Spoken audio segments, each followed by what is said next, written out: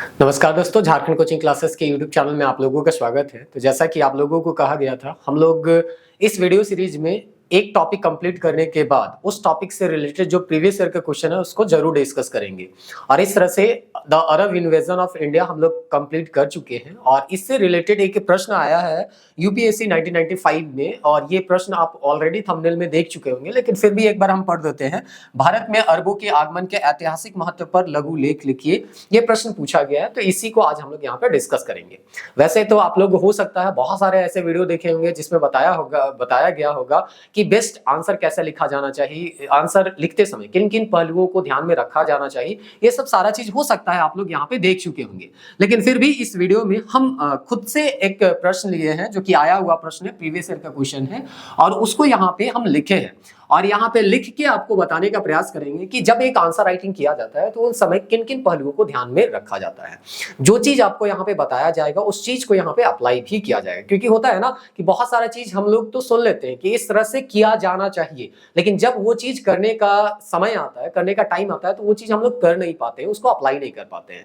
तो इसीलिए आज के वीडियो में हम लोग समझेंगे कि एक प्रश्न को जब लिखा जाना चाहिए तो उनमें किन किन बातों का ध्यान रखा जाना चाहिए। और इसीलिए ये वीडियो जो है थोड़ा सा लंबा होने वाला है, क्योंकि यहाँ पे हम लोग, ये पहला आंसर राइटिंग वीडियो है हम लोगों का, तो यहाँ पे हर चीज को हम बताने का प्रयास करेंगे जो कि एक आंसर लिखने के दौरान आपको अपने दिमाग में रखना चाहिए। और इसीलिए यहाँ पे ये वीडियो जो है दो पार्ट में एक तरह से समझ सकते हैं होगा। पहला 10 से 12 मिनट हम लोग ये चर्चा करेंगे कि आंसर लिखते समय किन किन बातों का ध्यान रखना चाहिए, और उसके बाद जो होगा हम लोग यहाँ पे समझेंगे कि ये जो प्रश्न है उसका आंसर किस तरह से लिखा जाना चाहिए। और यहाँ पे आंसर जब हम लोग पढ़ेंगे या यहाँ जो आंसर लिखा गया उस दौरान भी आपको बहुत सारा चीज जो है वो पता चलेगा कि आंसर लिखते समय किन किन बातों का ख्याल रखना चाहिए। तो सबसे पहले यहाँ पे हम लोग ये जान लेते हैं कि कभी भी कोई भी प्रश्न आपके सामने आया तो उसको किस तरह से हैंडल करना चाहिए। तो यहाँ पे एक इमेज आप देख पा रहे होंगे। इस इमेज में एक बच्चा है या एक स्टूडेंट है, मानिए चलिए, उसको सिखाया गया कि सब्जी है, फल फ्रूट है, वो कैसे बेचा जाना चाहिए। तो यहाँ पे इसका टीचर है, वो सिखा के गया कि चलो एक जो 10 रुपये केजी यहाँ पे इसको बेचना है, जो आम है वो कैसे बेचना है, 10 रुपया में 1 केजी यहाँ पे क्या करना है, देना है। अब यहाँ पे एक व्यक्ति आता है जो कि हो सकता है इसके टीचर के द्वारा ही भेजा गया होगा, और ये जानकारी लेने के लिए भेजा गया होगा कि जो हम इसको सिखाए हैं वो सही तरीके से सीख पाया है या नहीं। ये जाता है, बोलता है हमको आम चाहिए 10 रुपया का। तो ये क्या करेगा, चूंकि यहाँ पे बोला गया है 10 रुपये केजी आम देना है, तो ये 1 केजी देगा और आम ही देगा। यहाँ पे है बहुत छोटा सा बात, लेकिन इसको आपको ध्यान में रखना है। कहने का मतलब है कि अगर कोई प्रश्न आपका 20 मार्क्स का है तो आंसर आपको उसी के अनुसार देना है। अगर 10 रुपया का मान रहा है यहाँ पे तो आपको 1 केजी देना है तो 1 केजी ही देना है। वहां पे 2 केजी दे दीजिएगा अपने मर्जी से कि चलो हमको मन किया तो जान पहचान का हम 2 केजी दे देते हैं, तो वैसा नहीं करना है। अगर आपको 20 मार्क्स का कोई क्वेश्चन आया है तो 20 मार्क्स के अनुसार ही वर्ड लिमिट का ध्यान रखा जाना चाहिए। अगर 40 मार्क्स का कोई क्वेश्चन आ रहा है तो उसी अनुसार आपको वर्ड लिमिट का ध्यान रखा जाना चाहिए। कहने का मतलब जितना आपको मांगा जाए उतना ही देना है, ज्यादा एक्स्ट्रा दीजिएगा तो आपका ही नुकसान हो जाएगा। तो वही चीज है, 10 रुपया का मांगा जाएगा तो 10 रुपया का ही देना है। दूसरा चीज, ये आम मांग रहा है तो आम को ही देना है। यहाँ पे ये नहीं करना या ये समझाना नहीं चाहे कि मेरे पास एक्स्ट्रा अनार भी है तो अनार भी लेके जाओ, ये भी लेके जाओ, वो भी लेके जाओ, ऐसा आपको नहीं करना है। कहने का मतलब है प्रश्न में जो पूछा जाए वही आपको बताना है। एक्स्ट्रा आपका जो नॉलेज है उसको वहां पे उसको बताना नहीं है। जैसे कि आप सिंपल सा एग्जांपल ले लीजिए, मोहम्मद बिन तुगलक का आपका सांकेतिक मुद्रा के बारे में प्रश्न पूछा गया था। तो जेपीएससी में अगर सांकेतिक मुद्रा के बारे में, टोकन मनी के बारे में प्रश्न पूछा गया है तो आपको टोकन मनी के बारे में ही डिस्कस करना, चाहे जितना डिटेल डिस्कस कर सकते हैं उसी के बारे में करना है। राजधानी परिवर्तन को वहां पे लेके नहीं आना है, या उसका जो सैनिक अभियान था उसको लेके यहाँ पे नहीं आना है। तो ये है कहने के लिए बहुत छोटी सी बात कि जो पूछा जाए और जितना पूछा जाए उतना ही बताना है। लेकिन अक्सर हम लोग जो है इसी चीज में गलती कर देते हैं कि जो पूछा जाता है उसके, है ना, एक्स्ट्रा उससे हट के हम लोग दूसरा चीज बताने लग जाते हैं, और जितना पूछा जाता है उससे कभी कभी कम बता देते हैं या कभी कभी ज्यादा। तो एक आपका आइडिया होना चाहिए कि क्या पूछा जा रहा है और कितना पूछा जा रहा है, और उसी के अनुसार आपको आंसर राइटिंग करना चाहिए। और यही चीज जो है हम सीधे एक सवाल लिए हैं और उस सवाल के माध्यम से ही आपको बताने का प्रयास करेंगे। केवल जैसे कि आपको बोला गया ना कि हाँ एग्जाम्पल के साथ समझाया जाएगा, ऐसा नहीं कि हम केवल बता रहे हैं, उस चीज को अप्लाई भी करेंगे कि सबसे पहले प्रश्नों को समझा कैसे जाता है। आप तो ये डिसाइड कर लीजिएगा कि 20 मार्क्स का। चलिए यहाँ पे ये वर्ड लिमिट पे भी चर्चा कर ही लेते हैं। अगर आप पेपर्स यहाँ पे 6 देखिएगा, साइंस जो है वो देखिएगा, तो वहां पे 32 मार्क्स का यहाँ पे प्रश्न पूछा जाता है। 32 मार्क्स का प्रश्न है, वहां पे वर्ड लिमिट दिया गया है 500 to 600, यानी कि वहां पे आपको लिमिट बांध दिया गया है कि 32 नंबर में 500 से 600 वर्ड आपको लिखा जाना चाहिए या लिखना चाहिए। ये आप प्रीवियस ईयर के क्वेश्चन में देख सकते हैं। तो हम मान के चल सकते हैं बाकी जो यहाँ पे पेपर है उसमें तो 40 मार्क्स के प्रश्न आ रहे हैं, या इसको 2 पार्ट में बांट दिया है तो 20 मार्क्स के यहाँ पे प्रश्न आ रहे हैं। तो अगर 40 मार्क्स का कोई प्रश्न आता है तो आप देखिए 32 मार्क्स में वो उम्मीद कर रहा है 600 वर्ड में लिखा जाना चाहिए, तो हम मान के चलते हैं ठीक है 8 नंबर यहाँ पे एक्स्ट्रा है, तो हम मान के चलते हैं कि इसमें हम लोग 800 से 1000 वर्ड तक यहाँ पे जा सकते हैं। तो मैक्सिमम आप 800 से 1000 वर्ड तक अपना जो भी बात है उसको कह दीजिए, जो भी प्रश्न में पूछा गया उसका उत्तर दे दीजिए। ज्यादा से ज्यादा आप जा सकते हैं तो 1200 वर्ड जाइए, 1200 से एक्सीड नहीं करना, नहीं तो क्या होगा एक प्रश्न में तो आप ज्यादा समय दे पाइएगा लेकिन दूसरा प्रश्न में आप समय नहीं दे पाइएगा। तो इसीलिए सबसे पहला काम करना है, वर्ड लिमिट आपको तय करना है और जो भी बात करना है उसको उसी वर्ड लिमिट के अंदर बात को रखना है अपने बातों को। अगर 20 मार्क्स का है तो समझ लीजिए इसका आधा कर लीजिए 400 वर्ड में या 500 वर्ड में, या अगर मैक्सिमम टू मैक्सिमम जाइएगा तो आप 600 वर्ड जा सकते हैं। लेकिन 600 वर्ड जाने का मतलब नहीं है, क्योंकि यहाँ पे 32 मार्क्स में कितना तक बोल रहा है 500 से 600, तो आप 20 मार्क्स में भी जब कभी कभी क्या करता है ना, कोई प्रश्न को 2 पार्ट में बांट देता है। पॉलिटी में आप देखिएगा या पब्लिक एडमिनिस्ट्रेशन में वो आपको दिखेगा कि 2 पार्ट में बांट देता है, तो 2 पार्ट में बांटता है तो आपको कम से कम 400 से 500 वर्ड में ही आंसर देना है। बहुत ज्यादा लंबा चौड़ा आपको आंसर नहीं देना है। आपका मेन उद्देश्य होना चाहिए जो प्रश्न पूछा गया है उस डिमांड को आप पूरा कर दे। हाँ, वर्ड लिमिट वहां तो ऐसे भी नहीं लिखा गया तो वर्ड लिमिट पे ज्यादा वो जाएगा भी नहीं, लेकिन अपना ख्याल रखने के लिए कि आप एक टाइम लिमिट दिया गया है आपके पास, जो भी एक प्रश्न को लिखने के लिए आधा घंटा 35 मिनट का टाइम रहता है, उस टाइम को अगर मैनेज नहीं कीजिएगा तो हो सकता है दूसरे प्रश्न के लिए आपके पास समय ही ना बचे। इसीलिए आपको खुद से वर्ड लिमिट तय करके चलना पड़ता है। तो सबसे पहले तो ये क्लियर हो जाना चाहिए कि 40 मार्क्स का जो प्रश्न आता है उसको आप 800 से 1200 के रेंज के अंदर लिख सकते हैं। अगर 20 नंबर का आता है तो 400 से 500 का वर्ड में आप लिमिट में लिख सकते हैं। अब सबसे मुश्किल जो होता है वो प्रश्नों को समझना ही होता है, क्योंकि अगर प्रश्न को समझ नहीं पाए तो जो डिमांड है वो हम पूरा नहीं कर पाएंगे। पता चला आम मांग रहा है, हम यहाँ पे अनार अमरूद सब दे रहे हैं और आम भी दे रहे हैं, तो वहां पे चूंकि केवल और केवल आम मांगा गया था तो आम ही देना है, और वो चीज को हम एक प्रश्न से समझाते हैं। वो प्रश्न है, भारत में अरबों के आगमन के ऐतिहासिक महत्व पर लघु लेख लिखिए।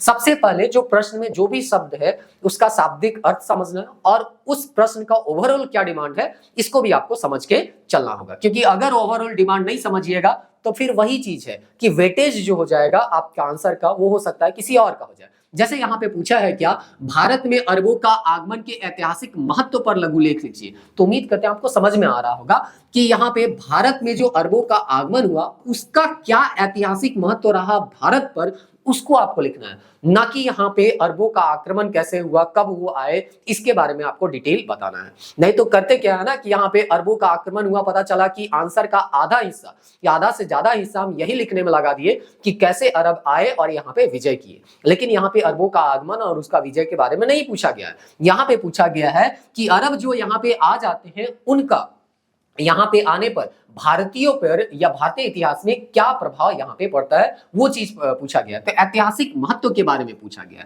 तो ये चीज आप ध्यान में रखिएगा। अब यहाँ पे तो ये पूरा एक तरह से कहिए ओवरऑल एक डिमांड था वो समझिए, लेकिन यहाँ पे एक एक शब्द को भी हम समझाने का प्रयास कर रहे हैं। ये पहला वीडियो है, इसीलिए यहाँ पे बाकी जो वीडियो होगा आंसर राइटिंग का वहां सीधे हम लोग आंसर को डिस्कस करेंगे। तो इसीलिए धैर्यपूर्वक देखिए, बहुत सारा चीज छोटा छोटा चीज जो है वो आपको हम बताने का प्रयास करेंगे, और यहाँ पे उन सब बातों को ध्यान में रखिए, आप आंसर का जो क्वालिटी है उसको इंप्रूव कर सकते हैं। तो यहाँ पे देखिए हम यहाँ पे जो शब्द है उसको तोड़ के समझने का प्रयास करते हैं। तो आगमन या एडवेंट जो है वो तो कोई बहुत बड़ा चीज नहीं है, आराम से समझ में आ रहा है कि कोई व्यक्ति या घटना का जो आगमन होता है उसको हम आगमन के तौर पे जान सकते हैं। तो ये व्यक्ति या घटना है, तो जैसे अरबों का यहाँ पे आना या अरब का ये जो आक्रमण है ये एक घटना है, उसके बारे में यहाँ पे बात किया जा रहा है। तो भारत में अरबों का आगमन ये समझ गए। अब यहाँ पे आए तब यहाँ पे देखा जा रहा है ऐतिहासिक महत्व। तो जब ये एक वर्ड आता है ऐतिहासिक महत्व तो आपको समझना होगा ये हिस्टोरिकल सिग्निफिकेंस में हम किन बातों का ध्यान रखें या किन बातों का उल्लेख करें। तो उसी को हम गूगल सर्च किए हैं, आपको शुरुआती जैसा कि बोला जा रहा है शुरुआती वीडियो है इसलिए हर चीज को हम बताने का प्रयास कर रहे हैं। तो ऐतिहासिक महत्व में हम किन चीज को रख सकते हैं उसको समझिए। तो गूगल आप कीजिएगा तो पता चलता है ऐतिहासिक या हिस्टोरिकल सिग्निफिकेंस या ऐतिहासिक महत्व एक कॉन्सेप्ट है, एक अवधारणा है। उसमें हम किस चीज को स्मरण करते हैं या किस चीज के बारे में जानते हैं, वैसा घटना जो कि स्मरण में रहे या प्रभाव में रहे या बहुत लंबे समय तक उसका प्रभाव रहे, किस चीज में, विशेषकर सामाजिक और सांस्कृतिक अतीत के तौर पर। मतलब कोई ऐसा घटना घटा हो जिसमें समाज में काफी बड़ा परिवर्तन देखने को मिला हो, कल्चर में काफी बड़ा इफेक्ट देखने को मिला हो, जो उस समय जो घटना घटा था उसका प्रभाव वर्तमान समय तक देखने को मिलता है। जैसे इस्लाम का प्रवेश ही हम कहते हैं, तो उसका प्रभाव अभी तक दिखता है। तो ये काफी बड़ा परिवर्तन था। तो इसी चीज को ऐतिहासिक घटना के तौर पे या ऐतिहासिक महत्व के तौर पे आपको क्या करना है, जानना है। तो वही चीज है, ऐतिहासिक महत्व जो होता है एक क्या होता है, कॉन्सेप्ट होता है, जिसमें हम उन चीजों को स्मरण करते हैं जो कि विशेष तौर पे सामाजिक और सांस्कृतिक अतीत में क्या किया है, प्रभाव डाला है। तो उसी चीज को हम क्या करते हैं, खोजते हैं, रिसर्च करते हैं और उसका क्या करते हैं, व्याख्या करते हैं। तो आपको कोई एक घटना घटा है, उसके बारे में बताना है कि उसका क्या ऐतिहासिक महत्व था, इतिहास में ऐसा क्या घटना घटा है जिसका वर्तमान तक प्रभाव आपको देखने को मिलता है। दूसरा चीज, यहां तक तो एक कॉमन से कॉमन स्टूडेंट भी हमको लगता है थोड़ा सा सीरियस होके पढ़ेगा तो समझ में उसको आ जाएगा। हाँ, दिक्कत कहां होता है एक सीरियस स्टूडेंट के साथ भी एग्जाम हॉल में, वो समझिए।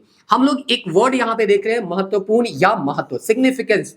तो अगर हम आपको सिंपली एक सवाल पूछते हैं कि आपके जीवन में जेपीएससी एग्जाम पास करना कितना बड़ा महत्व रखता है, तो आप क्या कीजिएगा, नेगेटिव बात तो नहीं कीजिएगा, हमेशा पॉजिटिव बताइएगा कि हाँ मेरा जॉब लग जाएगा तो हम एक तरह से कहिए फाइनेंशियली सिक्योर हो जाएंगे, मेरा कैरियर सिक्योर हो जाएगा, समाज में एक अच्छा दृष्टि से लोग हमको यहाँ पे देखेंगे। तो आप जो भी बात करिएगा वो पॉजिटिव वे में बात कीजिएगा। ऐसा नहीं कहिएगा कि ये जॉब अगर हम करेंगे तो एक तरह से मेरा काम का वर्कलोड जो है वो बढ़ जाएगा, रिस्पॉन्सिबिलिटी बढ़ जाएगा, ये सब बात आप नहीं कीजिएगा। जबकि ये भी उसका एक पहलू है, जब भी आप कोई काम में जाते हैं तो उसका वर्कलोड बढ़ जाता है, आपको घर से हमेशा बाहर रहना पड़ेगा और काम करना पड़ेगा, तो ये दूसरा पहलू है। तो हम इस चीज पे बात नहीं करते, हम क्या करते हैं, हमेशा पॉजिटिव वे में बात करते हैं।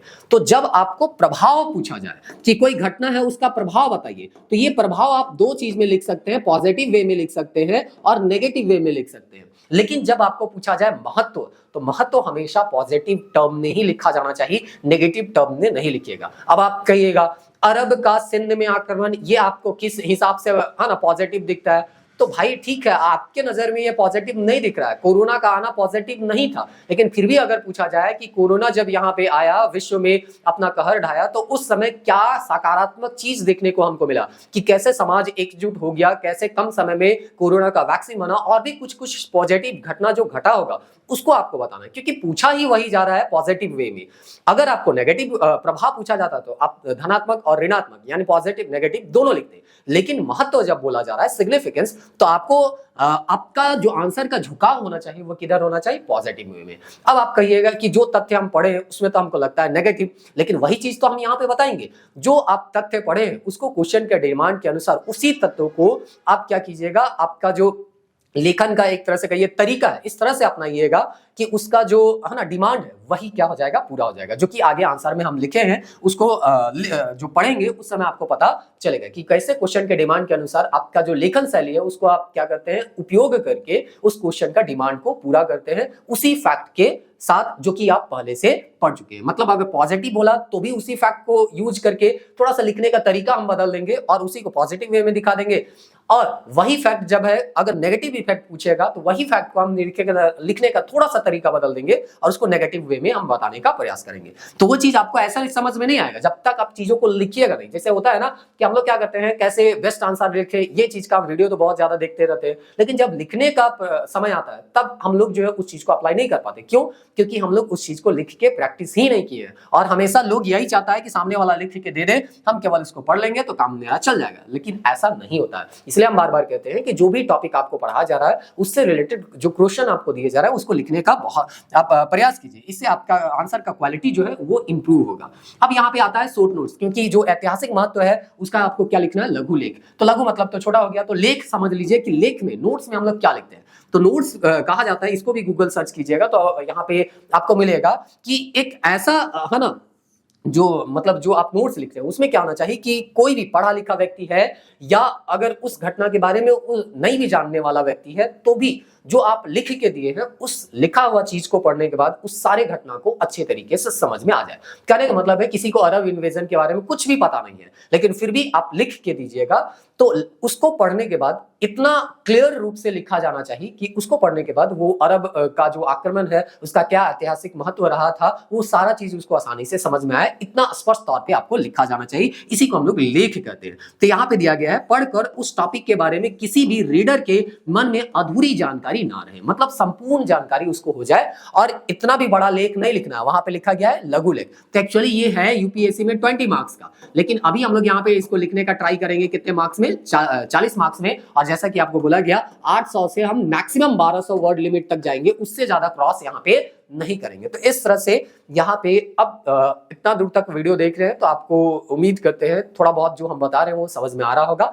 इस प्रश्न का डिमांड क्या है कि अरब जो है वो भारत में आते हैं, तो अरबों का जो भारत में आगमन हुआ उससे भारत के यहाँ पे इतिहास में क्या ऐतिहासिक महत्व वो रहा, उन लोगों का आगमन। तो अरबों का आगमन भारत के लिए कितना ऐतिहासिक महत्व रखता है, वही चीज को आपको यहाँ पे लिखा जाना है। और उसी को एक एक करके यहाँ पे हम लोग क्या करेंगे, लिखने का प्रयास करेंगे। अब यहाँ पे एक चीज और होता है कि 40 मार्क्स में चीजों को आपको क्या करना है, लिखना है। होता क्या है ना, कभी कभी अगर आप रियल में एग्जाम अगर दिए होंगे या नहीं भी दिए होंगे, तो ग्रेजुएशन वगैरह सबका एग्जाम दिए होंगे, उसमें लंबा प्रश्न जब आता है तो होता क्या है ना कि हम लोग जो से सोचते हैं कि फर्स्ट पैराग्राफ में लिखना है, कभी कभी फर्स्ट पैराग्राफ में तो लिख देते हैं, लेकिन सेकंड पैराग्राफ जब लिखना होता है, थर्ड पैराग्राफ लिखना होता है, तो पता चलता है कोई चीज हम भूल गए। अब भूल गए तो हो सकता है जो चीज सेकंड पैराग्राफ में लिखना था वो चीज भूल गए तो लास्ट में लिखा जाता है, या जो चीज लास्ट में लिखना था वो चीज फर्स्ट में लिखा जाता है। कहने का मतलब है जो जहां लिखा जाना चाहिए वो वहीं लिखा जाए। इसके लिए आपको सिनॉप्सिस बनाना बहुत जरूरी है,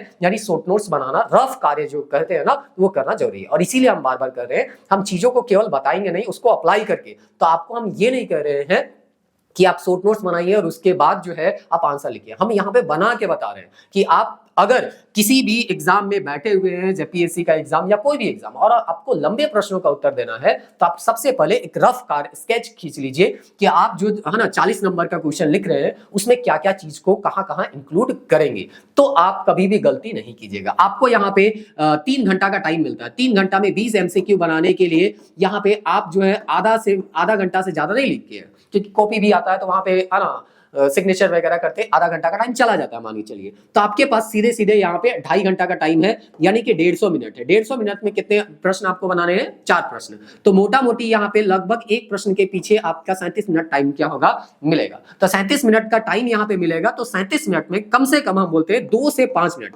5 मिनट से ज्यादा नहीं देना, तो फिर आपका नुकसान हो जाएगा। मैक्सिमम टू मैक्सिमम आप 5 मिनट टाइम दीजिए इस तरह के रफ स्केच बनाने के लिए। रफ आपका कार्य हो जाएगा ना, तो आगे जो आप लिखिएगा, जो आधा घंटा टाइम दीजिएगा, इस 37 मिनट में मान के चलिए अगर हम 7 मिनट भी निकाल लेते हैं, तो आधा घंटा जो लिखने में टाइम दीजिएगा ना, वो चीज जो है आपका बेहतर क्वालिटी निकाल के लाएगा। और नहीं तो पता चलेगा ऐतिहासिक महत्व हमको बाद में लिखना था, वो पहले लिख दिए। आपको प्रोफेसर आर.एस. शर्मा का एक कथन हमको लास्ट में डालना था, वो पहले डाल दिए। ये चीज से बचना है तो सबसे पहले रफ कार्य करना होगा, चाहे कितना भी प्रेशर में क्यों ना रहे, ये आपको करना होगा। क्योंकि आप अगर रफ कार्य करते हैं, सिनॉप्सिस बना के चलते हैं, तो आधा घंटा आप जो लिखिएगा वो बेहतर आपका आंसर होगा। तो ये चीज जो है वो हम करके आपको बता रहे हैं, और यही चीज आपको खुद से घर में प्रैक्टिस करना होगा। जितना ज्यादा प्रैक्टिस कीजिएगा एग्जाम हॉल में, ये उतना ही फायदा आपको पहुंचाएगा। अब देखिए सबसे पहले यहाँ पे दिया गया है कि हम जो है इस पूरे आंसर को देखिए, जो है हम 3 से 4 पेज में यहाँ पे आंसर लिखे हैं, और 3-4 पेज में जो आंसर लिखे हैं उसको बस एक पैराग्राफ में आप देख पा रहे होंगे, हम सिनॉप्सिस यहाँ पे बनाए,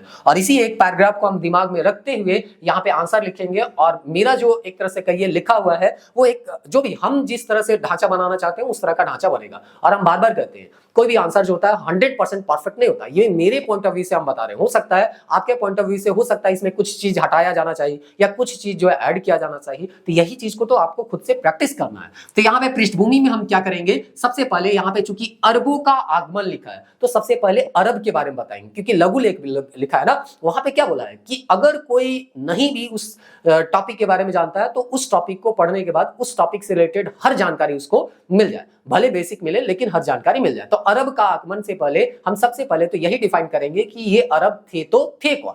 तो सबसे पहला मेरा आंसर का जो पृष्ठभूमि होगा वो अरब को डिफाइन करेगा, लेकिन ज्यादा लंबा चौड़ा नहीं करेंगे क्योंकि ये पृष्ठभूमि लिख रहे हैं। दूसरा चीज है, अरब का यहाँ पे आगमन होता है तो आगमन का कुछ तो कारण रहा होगा। तो हम लोग देखे थे इस्लाम का उदय होता है और ये साम्राज्य विस्तार के क्रम में सिंध तक पहुंचते हैं, तो वही चीज हम लिखेंगे, लेकिन ज्यादा डिटेल में नहीं। इस्लाम का उदय और है ना, उनका सिंध तक क्या होना पहुंचना, ये इसका क्या था, सिंध में आक्रमण का एक कारण रहा था। दूसरा चीज है, हम पिछले वीडियो में बताए थे, आपका क्या राय है उससे कोई लेना देना नहीं है एग्जामिनर को। हाँ, आप जो अपना राय दे रहे हैं उसको प्रूफ कर दीजिए किसी ना किसी इतिहासकार के कथन को कोट कर देंगे। तो इस तरह से यहाँ पे हम तो यहाँ पे इतिहासकार का कथन को कोट नहीं करेंगे क्योंकि ये पृष्ठभूमि है, लेकिन हाँ बता देंगे 1 से 2 लाइन में कि इतिहासकार जो है वो इस घटना को किस तरह से देखते हैं, जो कि आपको पिछले वीडियो में हम बताने का प्रयास किए थे। अब यहाँ पे जब हम मेरा भूमिका हो जाएगा 1 पैराग्राफ या मोटा मोटी 1.5 पैराग्राफ के आसपास, तब हम चले जाएंगे मेन बॉडी में। मेन बॉडी में अब हमको लिखना है किसके बारे में,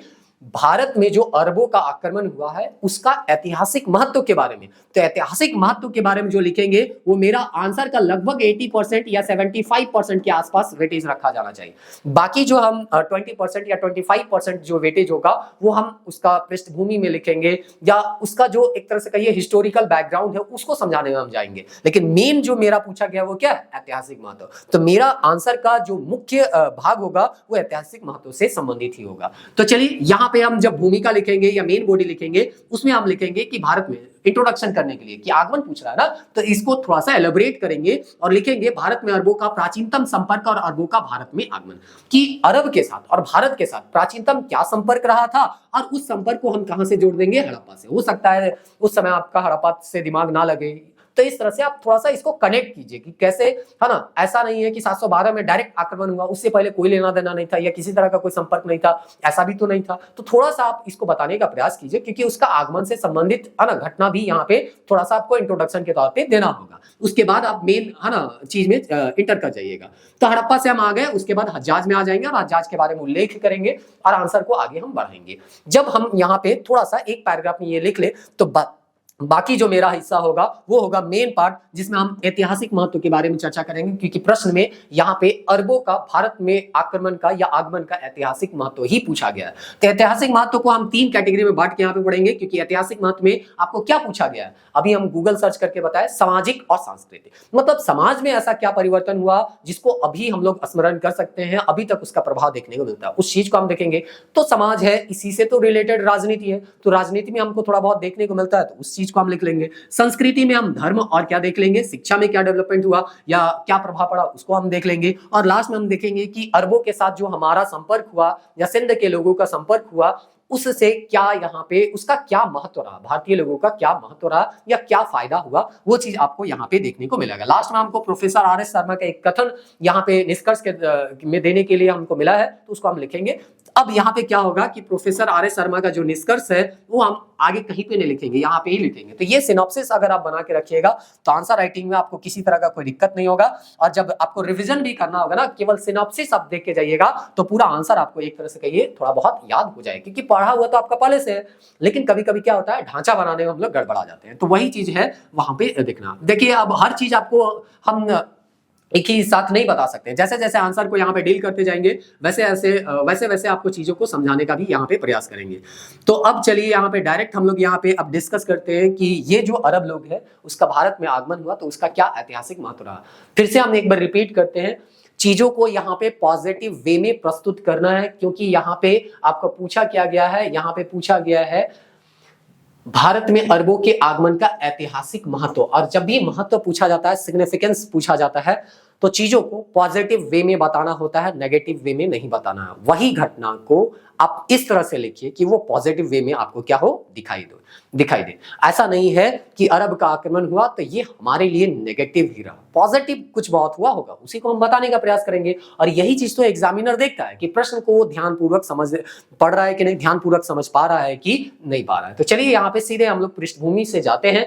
जैसा कि आपको बोला गया, पृष्ठभूमि में सबसे पहले हम लोग किस चीज के बारे में लिखेंगे, तो अरब का परिभाषा लिखेंगे। तो अरब का परिभाषा लिख लेते हैं। अरब लोग या यहाँ पे अरब लोग या अरबी लोग एक मानव जातियों का समूह है जो मुख्य रूप से पश्चिमी एशिया और उत्तरी अफ्रीका में रहते हैं। तो सबसे पहले क्लियर हो गया, कोई नया व्यक्ति भी इसको पढ़ेगा तो अरबों का आगमन, तो पहले तो यही जाना है कि ये आखिर अरब है कौन। तो वो उनका जो आगमन है इसके बारे में बताया कि अरब कौन है, पश्चिम एशिया में रहने वाले लोग और उत्तरी अफ्रीका में रहने वाले लोगों को सामान्यतः हम अरब के लोग के नाम से क्या करते हैं, जानते हैं। और उन्हीं के आगमन के बारे में हम यहाँ पे चर्चा करने वाले हैं। तो इसको हम ज्यादा एलेबोरेट नहीं किए, बस 2 लाइन में इसको हम लिखने का प्रयास किए। अब यहाँ पे हम लिखेंगे कि कैसे हम, जैसे कि बताए थे कि 2 सेकंड हम लोगों का पार्ट क्या होगा, इस्लाम का उदय विस्तार और इतिहास में इतिहासकार का इसका क्या रहा है उसके बारे में। तो थोड़ा सा हम लिख लेते हैं, ज्यादा नहीं, देखिए एक पैराग्राफ में लिखे, ज्यादा ज्यादा 3-4 लाइन में।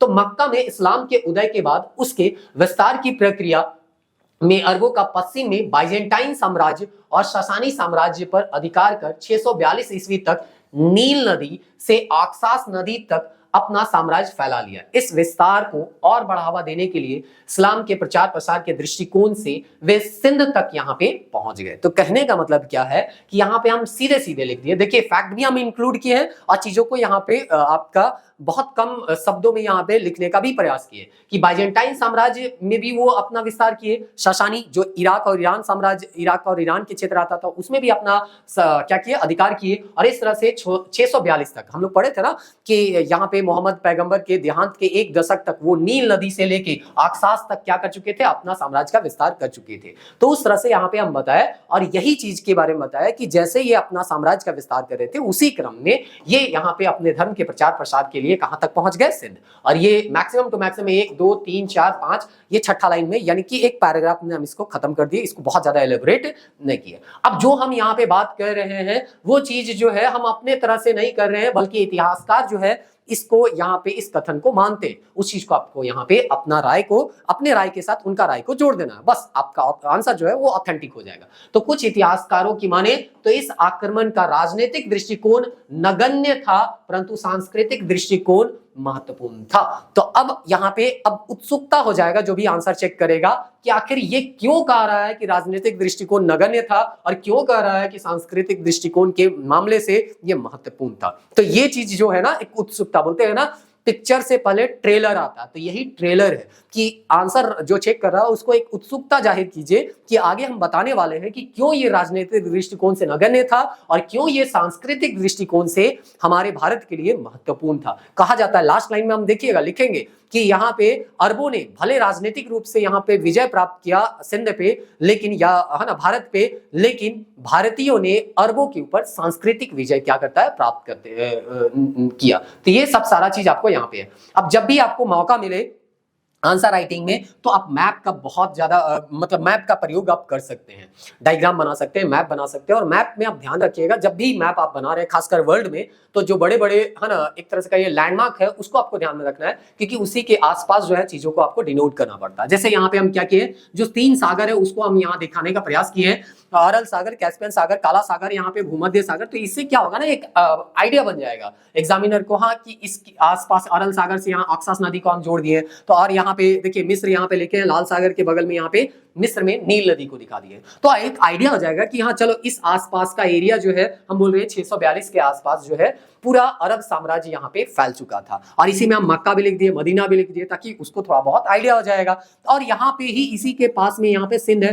तो जब ये लोग यहाँ तक पहुंच गए थे तो साम्राज्य विस्तार के लिए सिंध में तो आना ही आना था, संसाधनों को कब्जा करने के लिए और अपने साम्राज्य का विस्तार करने के लिए। तो ये सब सारा चीज आपको मैप में थोड़ा सा डिनोट करना है। बाइजेंटाइन साम्राज्य हम आंसर में यहाँ उल्लेख किए, उसको लिख दीजिए। ससानी साम्राज्य भी यहाँ पे आप लिख सकते हैं। वैसे इराक और ईरान में है ना ससानी साम्राज्य का प्रभाव था, तो उस पर भी कब्जा होता है। तो वो सब चीज जो है अभी हम है ना हड़प्पा का है, दिलमुन है, मागान है, तो इसको भी हम यहाँ पे डिनोट कर सकते थे, यहाँ पे हम डिनोट नहीं किए। तो यही चीज बोला जाता है ना 100% आंसर जो है परफेक्ट किसी का नहीं होता है, कहीं ना कहीं कुछ ना कुछ खामी रह ही जाता है। तो वही चीज को आप प्रैक्टिस कीजिएगा। तो ऐसे भी आपको 40 में 40 मार्क्स थोड़ी लाना, हम तो आपको शुरुआत ही से बोल रहे हैं 40 में आपको 25 से 30 के रेंज में आपको आंसर जो नंबर है वो मिल जाए। आप एग्जाम जो है बहुत अच्छे तरीके से है ना क्लियर कर लीजिएगा। बस ऑब्जेक्टिव जो है आपका सही होना चाहिए, कम से कम 15 सही होना चाहिए। चलिए उसके बाद यहाँ पे हम लोगों का नेक्स्ट पार्ट क्या होना चाहिए, पृष्ठभूमि हमारा खत्म हो गया। आप देखिए कैसे यहाँ पे ये सहायता करता है, हमारा ये 2 मिनट का काम जो है अगला आधा घंटा का काम जो है मेरा आसान कर देगा। तो भूमिका में मेरा अगला काम क्या है, भारत का अरबों से प्राचीनतम संपर्क एवं अरब का भारत में आगमन। तो क्या संपर्क रहा है प्राचीन काल में उसको बता देना है। संपर्क में हम सबसे पहले हड़प्पा के बारे में चर्चा करेंगे, फिर है ना अरब का गवर्नर जो हज्जाज था उसके बारे में हम चर्चा करेंगे। उसके बाद ऐतिहासिक दृष्टिकोण में वहां पे या ऐतिहासिक महत्व के बारे में वहां पे चलेंगे। तो चलिए यहाँ पे देखते हैं। सबसे पहले यहाँ पे लिखा गया है भारत एवं अरबों का संबंध अति प्राचीन काल से ही रहा है। हड़प्पा काल के दौरान मागन, अभी मागन आपको बताए थे, वहां पे डिनोट कर सकते हैं अरब में, और दिलमुन के साथ यहाँ व्यापारिक संपर्क संपत्ति के साक्ष्य प्राप्त होते हैं। तो आप बताना ये चाह रहे हैं कि 712 में भले अरब यहाँ पे आए, लेकिन ऐसा नहीं है कि इससे पहले भारत का और अरबों के बीच कोई संपर्क नहीं रहा था, बल्कि हड़प्पा सभ्यता में ही हम लोग जानते हैं कि यहाँ पे मेसोपोटामिया जो ईरान इराक का सभ्यता था उसका भारत के साथ संपर्क था। वहां पे जो ग्रंथ मिले हैं, वहां पे जो सिंधु घाटी सभ्यता के लोग हैं या यहाँ का जो देश है, मेलुहा के तौर पे कहा जाता था, इनको पुकारा जाता था और नाविकों का देश कहा जाता था। तो ये सारा चीज जो है आपको पता है, लेकिन ज्यादा हम बोले ना इसको एलिब्रेट नहीं करना है, नहीं तो पता चला यहाँ पे ही आधा हिस्सा चला गया और मेन जो पार्ट है उसके लिए कुछ बचा ही नहीं। तो इसीलिए यहाँ पे ध्यान में रखना, ऐसा नहीं कि आपको आ रहा है तो सब ज्ञान उड़ेल ही दे और सब बता ही दे एग्जामिनर को, वैसा नहीं करना है। आप जान रहे ठीक है, लेकिन जो पूछा जाए वही बताना है। मक्का एवं मदीना में पैगंबर मोहम्मद के बाद खलीफा का महत्व बढ़ गया, जिन्होंने व्यापार और साम्राज्य के साथ साथ धर्म के प्रचार प्रसार को काफी महत्व दे दिया। तो सीधा सा है, अब वो सिंध में कैसे आ गए उसको आपको बताना है। तो वही चीज है कि मक्का मदीना में उदय हुआ और कैसे वो साम्राज्य विस्तार के क्रम में ये चाहते थे कि संसाधनों पर उनका कब्जा हो, और मुख्य उद्देश्य इसके साथ साथ खलीफाओं का क्या हो जाएगा, इस्लाम धर्म का प्रचार और प्रसार। और इसी क्रम में वो कहां पहुंचेंगे, सिंध में पहुंचेंगे। तो वही चीज जो है हम यहाँ पे एक सेंटेंस में बताने का प्रयास करेंगे। तो वही चीज है, इसी का परिणाम सिंध पे आक्रमण हमको दिखाई देता है। अब इस संदर्भ में हम यहाँ पे लिखे हैं कुछ फैक्ट हम देते हैं, क्योंकि फैक्ट जब तक नहीं दीजिएगा तब तक क्लियर नहीं होता आंसर। तो इस संदर्भ में हम पाते हैं कि अरब का गवर्नर हज्जाज, अब देखिए यहाँ पे हज्जाज का नाम का उल्लेख किए, तो आंसर में आपको कुछ बहुत फैक्ट भी देना होंगे, क्योंकि फैक्ट के साथ चीजों को अगर विश्लेषणात्मक ढंग से आप प्रस्तुत करते हैं तो वो एग्जामिनर रहता है उसको ये भी पता रहता है कि इसको फैक्ट भी पता है और उस फैक्ट के साथ आप चीजों को सही तरीके से विश्लेषण कर पा रहे हैं, वो भी आइडिया हो जाता है। तो नंबर जो है अच्छा आपको मिलता है। तो हज्जाज खलीफा, हम खलीफा का नाम का भी उल्लेख किए, हो सकता है एग्जाम में कभी कभी भूल जाते हैं, तो ठीक है खलीफा लिख के आप छोड़ सकते हैं, लेकिन अगर याद रहे तो वो ज्यादा अच्छा होगा, उस नाम का उल्लेख कर देते। खलीफा उमर था से अनुमति लेकर दाहिर, अब दाहिर देखिए सेंटेंस में हम लिख नहीं सकते थे कि ये सिंध का शासक था, इसलिए हम ब्रैकेट में यहाँ पे इंक्लूड कर दिए और ये बता दिए कि ये सिंध का शासक था। आपको शुरुआत में ही हम बोले हैं कि आपको ये लेख के रूप में लिखना है, तो लेख के रूप में जब भी हम आंसर लिखते हैं तो सामने वाले को इस तरह से लिख के बताते हैं कि किसी तरह का कोई भी डाउट उसको ना रहे। तो दाहिर जो है उस पर आक्रमण करने के लिए अपने 3 सेनानायक, और तीनों का नाम भी हम यहाँ उल्लेख किए हैं, उबैदुल्ला, बरदुल और मोहम्मद बिन कासिम को एक एक करके भेजा, जिसमें आपको पता है मोहम्मद बिन तुगलक कहां से आ गया, मोहम्मद बिन कासिम को 711-12 में इनको क्या मिलता है, अंतिम रूप से सफलता मिलता है। अब देखिए इसको हम बहुत ज्यादा एलोबरेट नहीं किए, बहुत आप अगर इस पेज में देख पा रहे होंगे तो मोटा मोटी एक पैराग्राफ हम लिए, तो एक पेज में यहाँ पे हम एक पेज हम लिए, उसमें एक पैराग्राफ मोटा मोटी, यहाँ 2 पैराग्राफ दिख रहा है लेकिन वो छोटा सा 2 लाइन है, तो ठीक है 1 से 2 पैराग्राफ में हम इंट्रोडक्शन लिख दिए, उसी में हम मैप डाल दिए। अब उसके बाद दूसरा पैराग्राफ जो है उसमें हम जो है, चूंकि अरबों का आगमन है तो आगमन के बारे में थोड़ा सा इंट्रोडक्शन हम दे दिए। अब मेन मेरा जो पार्ट होगा, यानी कि एक पेज यहाँ पे वो आधा पेज हो गया, एक पेज हो गया और ये 2 पेज, मतलब 2.5 पेज जो हम यहाँ पे लिखेंगे वो केवल और केवल किसके बारे में लिखेंगे, ऐतिहासिक महत्व के बारे में। तो इसीलिए हम कह रहे थे तो 75% to 80% आपका आंसर होना चाहिए जो पूछा गया है वो, और बाकी जो 20-25% है उसको जोड़ने के लिए या कनेक्ट करने के लिए आप जो चीजें बता रहे हैं वो आंसर होना चाहिए। तो इस तरह से यहाँ पे इस चीज को समझिए, और इसीलिए हम बोले थे ना कि जो डिमांड है और जितना डिमांड है उतना ही आपको देना है। और इस चीज को समझ तो लेते हैं हम लोग, क्या कर लेते हैं, सुन तो लेते हैं, लेकिन वास्तविक रूप में समझ नहीं पाते हैं या उसको अप्लाई नहीं कर पाते हैं। और ये चीज आप अप्लाई तब कर पाइएगा जब आप आंसर राइटिंग खुद से कीजिएगा, और नहीं तो जो खुद से अभी हम करके बता रहे हैं उसको थोड़ा सा आप देख लीजिए, और फिर भी आपको ट्राई तो करना ही पड़ेगा। बिना अपने से मेहनत किए यहाँ पे कुछ होने वाला है नहीं। ऑब्जेक्टिव क्वेश्चन नहीं है कि आप रट के गए और वहां पे लिख के आ गए, यहाँ पे चीजों को लिख के प्रैक्टिस करके बार बार प्रैक्टिस करके देखना होगा। हम लोग क्या कर रहे हैं ना कि अभी देख रहे हैं एग्जाम का रिजल्ट कब आएगा, क्या आएगा, इस चीज में ज्यादा लोग उलझे हुए हैं। लेकिन आप खुद देख लीजिए, अभी जब पीएससी का एग्जाम 12 से 15 दिन में हो गया, जब 3 तारीख तक फॉर्म भराया और 17 तारीख को एग्जाम हो गया, कितना दिन आपको टाइम मिला। तो जो पहले से तैयारी कर रहा था, हर नेगेटिव सिचुएशन में वो अपने आप अपना काम को जो है वो नहीं छोड़ा, और तब जाके आप देखिएगा, हो सकता है रिजल्ट उसके पक्ष में आए ना आए, ये अलग बात है, लेकिन ठीक है वो तो पहले से मेहनत कर रहा था। जो नहीं कर रहा था उससे वो तो बेहतर स्थिति में ही रहेगा। एक होता है ना कि आप नहीं पढ़ रहे थे और जाके एग्जाम दिया, और पढ़ के जाके एग्जाम दिए, दोनों में क्या होता है, अंतर होता है। ठीक है, दोनों इस सिचुएशन में हो सकता है कभी कभी हम फेल हो जाते हैं, मतलब जो पढ़ के गया बहुत मेहनत किया वो भी फेल हो गया, और जो ऐसे जाएगा हो सकता है वो भी कभी कभी क्या हो जाए, फेल हो जाए। लेकिन होता है ना कि आपको अपना काम करना है, यहाँ पे ज्यादा उलझना नहीं। अब थोड़ा तो लगता है डिमोटिवेट, तो लगता है कि 8 तारीख हो गया अभी तक रिवाइज आंसर की नहीं दिया है, कितना कट ऑफ जाएगा, क्या होगा, सब चीज यही जानना चाहते हैं। लेकिन क्या कीजिएगा, जिसमें आपका बस का बात नहीं है उसमें आपको उलझना नहीं है। ठीक है, एक आध वीडियो देख लीजिए, मन थोड़ा सा हल्का हो जाएगा, फिर हम लोगों के जैसा थोड़ा बोरिंग वाला वीडियो देख लीजिए जिसमें आंसर राइटिंग करवाया जाता है ना। चलिए, तो यहाँ पे अरबों के आगमन के ऐतिहासिक महत्व के बारे में हमको बताना है, क्योंकि डिटेल जो है हम इसी पे चर्चा करने वाले हैं। और इसमें देख लीजिए क्या हमको करना है कि यहाँ पे राजनीति के संदर्भ में, संस्कृति के संदर्भ में, धर्म के संदर्भ में, शिक्षा के संदर्भ में और विदेशी संपर्क के संदर्भ में चीजों को एलिब्रेट करके बताना है। और दूसरा चीज यहाँ फिर से हम एक बार इसको क्लियर करना चाहते हैं, यहाँ पे महत्व है सिग्निफिकेंस। तो चीजों को आपको पॉजिटिव वे में लेके चलना है, नेगेटिव वे में आपको बात करना नहीं है। कोरोना भले आपके जीवन को बर्बाद कर दिया, लेकिन अगर उसका महत्व पूछा जाएगा तो आपको महत्व ही बताना है। ऐसा नहीं करना है कि मेरा जीवन कोरोना बर्बाद कर दिया। आपको जो पूछा गया है आंसर वही देना है। तो जो फैक्ट आप पढ़े उसी को आप देखिए कैसे हम जो है प्रस्तुतिकरण उसका क्या कर देंगे, बदल देंगे और वही तथ्य को हम बता देंगे भारत के फायदे या भारत के लिए पॉजिटिव वे में हम कैसे उसको मतलब यहाँ पे प्रस्तुत करते हैं, उसको देखने का प्रयास कीजिए।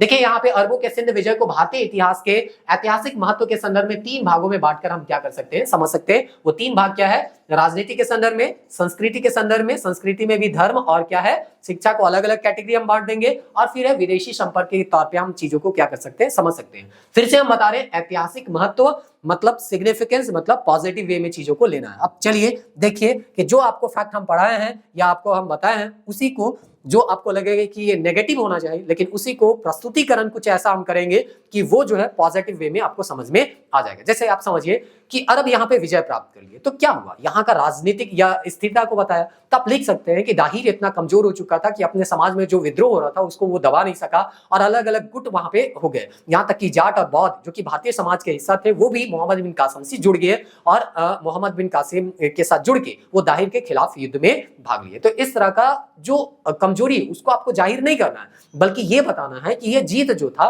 वो बहुत बड़ा जीत तो था ही नहीं, ये छोटा सा जीत था। तो हम लोग इसको बहुत बड़ा नुकसान नहीं मान के चल सकते हैं। तो इस तरह से जैसे मानिए चलिए आपको सिंपल सा यही एग्जांपल हम हो सकता है पहले वाले वीडियो में दिए थे। आप यूपीएससी का क्या कर लिए, पीटी मेंस इंटरव्यू सारा क्लियर कर दिया, आपको वहां पे जॉब हो गया। लेकिन इसी दौरान जेपीएससी का भी एग्जाम हुआ था और जेपीएससी पीटी दिए फेल हो गए। तो जेपीएससी पीटी में फेल होना आपके जीवन के लिए कोई महत्वपूर्ण रोल नहीं अदा करता है। आपके लिए महत्वपूर्ण था यूपीएससी में क्या करना, पास करना। तो उसी तरह से ये जो अरब के लोग थे विश्व में तो अलग अलग जाएंगे, बहुत बड़ा बड़ा विजय प्राप्त करेंगे, लेकिन जब भारत में आएंगे तो सिंध में आके रुक जाएंगे। तो कौन सा बड़ा तुम लोग तीर मार दिया, यही ना कहेंगे। और यही चीज को यहाँ पे हम इतिहासकार का जो कथन है उससे भी प्रूफ कर देंगे। तो जो हम बोलना चाह रहे हैं वो एक तरह से कहिए ऑथेंटिक हो जाएगा। तो चलिए इसको समझिए। तो राजनीतिक महत्व के संदर्भ में भारतीय इतिहास में अरबों का राजनीतिक महत्व उतना नहीं है जितना अन्य पक्षों में है, क्योंकि अरबों ने भले 712 में सिंध पर विजय कर लिया, परंतु दिल्ली तक, यहाँ पे दिल्ली तक का सफर गजनी और गोरी के काल में ही हो सका। तो सीधा सा मतलब है कि तुम्हारा जो जीत है, अरब का जो जीत है वो बहुत बड़ा नहीं है। हम बताना चाह रहे हैं तुम लोग का जीत जो है था ये बहुत छोटा सा जीत था। क्यों? क्योंकि विश्व में जितना है ना अरबों का विजय हुआ था, भारत में उसके संदर्भ में बहुत छोटा विजय माना जाएगा। सिंध का बोलता है ना केवल एक किनारा को छू पाया, जो मुख्य भूमि है उसमें तो प्रवेश ही नहीं कर पाया। तो इसी को देखे ना हम लोग अपने पक्ष में यहाँ पे इसको क्या कर दिए, झुका दिए। कैसे? अब उसको अगले लाइन में देखिए। अरब भारत में उस प्रकार का साम्राज्य नहीं बना सका जैसा कि उन्होंने एशिया, अफ्रीका और यूरोप के विभिन्न भागों में बनाया था। तो बोला कि तुम लोग जैसा एशिया के दूसरे भाग बाइजेंटाइन साम्राज्य, सासानी साम्राज्य को जीत लिया, मिस्र में आप जाइएगा तो वहां पे कब्जा कर लिया, यूरोप पे भी हो सकता है कब्जा कर लिया, वहां बड़े बड़े है ना साम्राज्य पे कब्जा किया गया। लेकिन भारत के एक छोटे से राजा को जीत लेने से आप ये नहीं समझिए कि पूरा भारत पे आप विजय प्राप्त कर लिए। ये बहुत बड़ा घटना यहाँ पे राजनीतिक दृष्टिकोण से नहीं माना जाएगा। और ये चीज हम एक तरह से कहिए पृष्ठभूमि में भी बताए थे। अब जो बात आप बोल रहे हैं उसको आपको प्रूफ करना है, क्योंकि हो सकता है एग्जामिनर आपके बात से एक तरह से कहिए राजी ना हो। तो उसके लिए आपको करना क्या है, जो भी आप एक आध दो इतिहासकार का कथन पढ़े हैं इस संदर्भ में उसको आप कोट कर दीजिए, बस आपका जो बात है वो प्रूफ हो जाएगा। तो यहाँ पे देख लीजिए लेन पुल, जो कि आपको ऑलरेडी हम बताए थे पढ़ाने के दौरान, सिंध पर अरबों का अधिकार एक क्षेपक मात्र था जो विशाल देश के किनारे मात्र का स्पर्श कर पाया। इस्लाम की यह एक ऐसी विजय थी जिसकी कोई परिणाम नहीं हुआ, मतलब कोई रिजल्ट ही नहीं निकला, कोई फायदा ही नहीं हुआ। तो हम लोग ये नहीं कहेंगे कि बहुत बड़ा हम लोगों का नुकसान था या अरबों का बहुत बड़ा विजय था, और ये लेन पुल के दृष्टिकोण से भी बात सही बैठता है। दूसरा, आरसी मजूमदार के बारे में देख लीजिए। तो आरसी मजूमदार के बारे में भी आपको बताए थे कि इनके अनुसार जब हम विश्व के अन्य भागों में अरबों की आश्चर्यजनक सफलता को याद करते हैं तो भारत में प्राप्त होने वाला जो सफलता है वो नगण्य सफलता के तौर पे देखने को मिलता है। और इसके सामने यहाँ पे बोलता है इस स्थिति का कारण जो है धार्मिक और सामाजिक विशेषता नहीं, बल्कि यहाँ अन्य देशों की तुलना में भारतीयों का सर्वश्रेष्ठ सैनिक शक्ति तथा उनका उत्तम राज्य यहाँ पे क्या था, संगठन था। तो यहाँ पे देखिए अपना चीज को कैसे आप पॉजिटिव वे, कोरोना आया लेकिन ठीक है नेगेटिव वे में आया, लेकिन फिर भी इतना नहीं आया कि पूरा देश को बर्बाद कर दिया। उस बुरे कंडीशन में भी देश को आना बचाया गया। यहाँ हो सकता है बहुत सारा नुकसान देखने को मिला, लेकिन फिर भी उस कंडीशन में देश को बचाया जा ना सके। तो पॉजिटिव वे में भी चीजों को आप देख सकते हैं कि कितने छोटे समय में या कम समय में यहाँ पे वैक्सीन सब बन जाता है, बहुत सारा यहाँ पे नेगेटिव चीज चल रहा था, लेकिन उसी के दौरान पॉजिटिव चीज भी देखने को हमको मिलता है। तो उसी तरह से यहाँ पे बोला कि आप जो है या अरब जो है वो सिंध तक आके रुक गया। इसका मुख्य कारण क्या था कि भारत के जो सैनिक संगठन थे वो मजबूत थे। तो इसीलिए बोला गया कि ऐतिहासिक महत्व क्या है, ये महत्व बताता है कि हम लोगों का सैनिक संगठन कम से कम इतना तो मजबूत था कि मुख्य भूमि में उनको आने नहीं दिए। और इस तरह से उत्तम राज्य का है ना एक तरह से कहिए संगठन था, जिसके कारण मतलब राज्यों के बीच एक अच्छा संगठन था, जिसके कारण जो है अरब जो है वो सिंध में ही 500 सालों तक रह गए, जब तक कि गजनी और गोरी यहाँ पे आके 1206 में दिल्ली सल्तनत का स्थापना नहीं कर लेंगे। तो इस तरह से आप जो है राजनीतिक टर्म पे बताने का प्रयास किए कि कैसे भारत के दृष्टिकोण से अरबों का आगमन राजनीतिक महत्व रखता था। तो देखिए हम लोग तो अरब के ऊपर राजनीतिक विजय प्राप्त नहीं किए, अरब जो है सिंध के ऊपर राजनीतिक विजय प्राप्त किया, लेकिन फिर भी इसको अपने पॉइंट ऑफ व्यू से आपको बताना है। तो वो बताइए तुम्हारा विजय जो था वो बहुत बड़ा विजय नहीं था। क्यों? क्योंकि हम लोगों का राजनीतिक संगठन और सैनिक शक्ति इतना मजबूत था कि मुख्य भूमि में हम लोग जो है तुमको प्रवेश करने ही नहीं दिए। और यही चीज होता है पॉजिटिव चीजों में, पॉजिटिव वे में चीजों को लिखना। नहीं तो फिर आप कहिएगा दाहिर कमजोर था, ये कमजोर था, तो गड़बड़ा जाएगा, है ना। फिर पूछा गया था वही, मांगा गया था आम, और आम जो है गलती से आपको लग रहा है हम आम ही दे रहे हैं, लेकिन आम की जगह क्या दे रहे हैं, अमरूद दे रहे हैं। तो ये चीज को ध्यान रखिए, क्योंकि बहुत सारे लोग जो है इन सब छोटे छोटे बातों को ध्यान में नहीं रखते, और इसीलिए बोला तो जाता है या स्टूडेंट बोलते हैं हम लिख के तो सब आ गए, लेकिन मार्क्स जो है वो मिला नहीं। तो मार्क्स कहां से मिलेगा? आप चीजों को थोड़ा सा गहराई से सोचिए तो देखिएगा कि आप जो लिख के आए हैं वो प्रश्न में कभी कभी डिमांड किया ही नहीं गया था, वो चीज आप लिख के आ गए। चलिए अब हम लोग यहाँ पे डिस्कस करते हैं यहाँ पे सांस्कृतिक महत्व के संदर्भ में। भारत में अरब संपर्क के सांस्कृतिक महत्व को दो भागों में समझा जा सकता है। तो आपको ऑलरेडी पृष्ठभूमि में बताया गया था कि राजनीतिक विजय नगण्य था, लेकिन सांस्कृतिक विजय महत्वपूर्ण रोल है। तो इसको आपको ज्यादा एलिब्रेट करना और इसको थोड़ा सा डिटेल वे में लेके चलना है। तो यहाँ पे देखिए भारत में अरब के संपर्क से दो भाग में बांटा सकता है, सामाजिक और धार्मिक महत्व और शिक्षा के क्षेत्र में। तो सबसे पहले हम लोग सामाजिक धार्मिक महत्व देख लेते हैं। अब यहाँ पे देख लेते हैं सिंध में अरबों का आगमन उन लोगों के लिए महत्वपूर्ण रहा जो भारतीय समाज अथवा हिंदू धर्म में निम्न वर्ग का माना जाता था। अब देखिए यहाँ तक अगर आप वीडियो देख रहे हैं तो कितना बड़ा चीज आपको यहाँ पे जानने को मिल रहा है, वो चीज समझिए। हम लोग क्या किए, इस्लाम यहाँ पे आया, इस्लाम का प्रचार प्रसार हुआ, ये तो जान लिए, लेकिन भारत के संदर्भ में जब महत्व के तौर पे आपको लिखना होगा तो आप कैसे लिखिएगा, यहाँ के लोगों को क्या फायदा हुआ। तो यहाँ के जो निम्न लोग हैं उसको तो फायदा हुआ, क्योंकि निम्न जो लोग थे या नीचे वर्ण के लोग जिसको कहा जाता था, उसको एक रास्ता मिल गया कि एक ऐसा धर्म उनके सामने आ गया कि वहां पे वो जाके उस धर्म में दीक्षित होके उसको समाज में एक तरह से कहिए समानता का क्या मिलेगा, अधिकार मिलेगा। तो उनके दृष्टिकोण से तो ये फायदा ही हुआ, नुकसान यहाँ पे नहीं हुआ। तो इसीलिए हम बोले थे कि फैक्ट वही है, लेकिन आंसर के डिमांड के अनुसार उसका लिखने का जो तरीका है आपका बदल जाना चाहिए, और इस तरह से अपने लिखने का तरीका को बदल के आप आंसर का जो डिमांड है या क्वेश्चन का जो डिमांड है उसको आप क्या कर सकते हैं, पूरा कर सकते हैं। तो निम्न वर्गों के लिए तो एक हाँ ना कह सकते हैं महत्व ही चीज का था, या पॉजिटिव वे में ले सकते थे। ये निम्न वर्ग मध्यकाल में छुआछूत ऊंच नीच की भावना से ग्रसित थे। उस समय इस्लाम में ऐसा कुछ नहीं था, अतः ये इस्लाम के बड़े आसानी से दीक्षित हुए और सिंध में भारतीय मुसलमानों का एक नया वर्ग उभर कर सामने आया। इस वर्ग का विस्तार वैवाहिक संबंध से और अधिक हो गया। तो इस तरह से निम्न वर्ग के लिए तो ये फायदेमंद ही रहा कि अरब यहाँ पे आए, इस्लाम धर्म में उसको दीक्षित किए और समाज में उनको एक बराबरी का क्या मिल गया, है ना, यहाँ पे दर्जा मिल गया। और इस तरह से एक नए समाज का यहाँ पे उद्भव हो जाता है भारतीय मुसलमान का। भारतीय बौद्ध धर्म में विश्वास के अनेक हिस्से अपना दार्शनिक सोच को फैला रहा था। इसी क्रम में अरबों से संपर्क के कारण उन्हें अपने दर्शन को अरबों से अवगत कराने का एक मौका मिल गया। तो कहने का मतलब है भारतीय बौद्ध धर्म विश्व के अनेक हिस्से में अपना दार्शनिक सोच को क्या कर रहा था, फैला रहा था। आप जापान जाइए, कंबोडिया जाइए, आप देख रहे हैं ना कि बौद्ध धर्म को जानने के लिए वेनसांग जो है चीन से यहाँ पे आया था। तो बौद्ध धर्म जो है विश्व के अलग अलग हिस्सों में फैल रहा था। जैसे अरब यहाँ पे आते हैं तो बौद्ध धर्म को एक और स्कोप मिल जाता है कि अरबों को भी हम हमारा जो दार्शनिक सोच है उसको समझा सके और अपने धर्म का प्रचार प्रसार प्रसार कर सके। तो ना केवल वो अपने धर्म का प्रचार प्रसार किए, बल्कि बौद्ध धर्म जो यहाँ का धर्म था वो भी अपने दर्शन से उनको प्रभावित करता है। और यहाँ तक कि सूफी आंदोलन जो है वो भी कहीं ना कहीं बौद्ध धर्म से प्रभावित था। ये चीज हम लोग पढ़े हुए थे। तो इस तरह से आपको चीजों को पॉजिटिव वे में कैसे लिखना है यहां से ही आपको पता चलेगा। और उसी का एक एग्जांपल दे दिए, जो भी आप बात कर रहे हैं उसको प्रूफ करने के लिए एक तथ्य दे दीजिए। तथ्य कैसा है, उन्होंने ऐसा किया भी इसलिए। तो यहां अरब के यहां बरकमीज परिवार जो कि आपको बताए थे, उत्पत्ति भारतीय बौद्धों से बताई जाती है। तो अपना दर्शन को आप फैलाएं, इसलिए तो कह रहे हैं, हम अपनी बात को प्रूफ कर रहे हैं कि हम जो बोल रहे हैं वो सही बोल रहे हैं। और इसीलिए तो यहाँ पे बरकमीज परिवार एक मिलता है जिसका संबंध किससे है, भारतीय बौद्धों से, ऐसा यहाँ पे हम बताएं। तो शिक्षा ये था ना धार्मिक मत में, कि केवल ऐसा नहीं है कि धर्म को वो लोग थोप दिए, बल्कि हम उसको उलट दिए। वहां पे चीजें वही हैं, बल्कि यहाँ पे हम यहाँ पे बता दिए कि वो इस्लाम धर्म का प्रचार प्रसार किए, वो चीज को हम नहीं लिखे, बल्कि यहाँ पे लिखे कि यहाँ के निम्न जाति के लोगों को एक ऐसा धर्म मिल गया जिसमें वो जाके समानता का उसको क्या मिलेगा, एक तरह से कहिए दर्जा मिलेगा। दूसरा है बौद्ध धर्म के संदर्भ में हम लिखे कि यहाँ पे बौद्ध धर्म जो है सूफी धर्म को या उस धर्म को, वहां के लोगों के धर्म को प्रभावित किया। और इसीलिए एक जो परिवार है बरकमीज परिवार, वो जो मिलता है हमको उदाहरण, वो किससे संबंधित है, बौद्ध धर्म से संबंधित है। तो इसी को कहते हैं कि तथ्यों को अपने है ना प्रश्न के डिमांड के अनुसार घुमा फिरा के लिखना।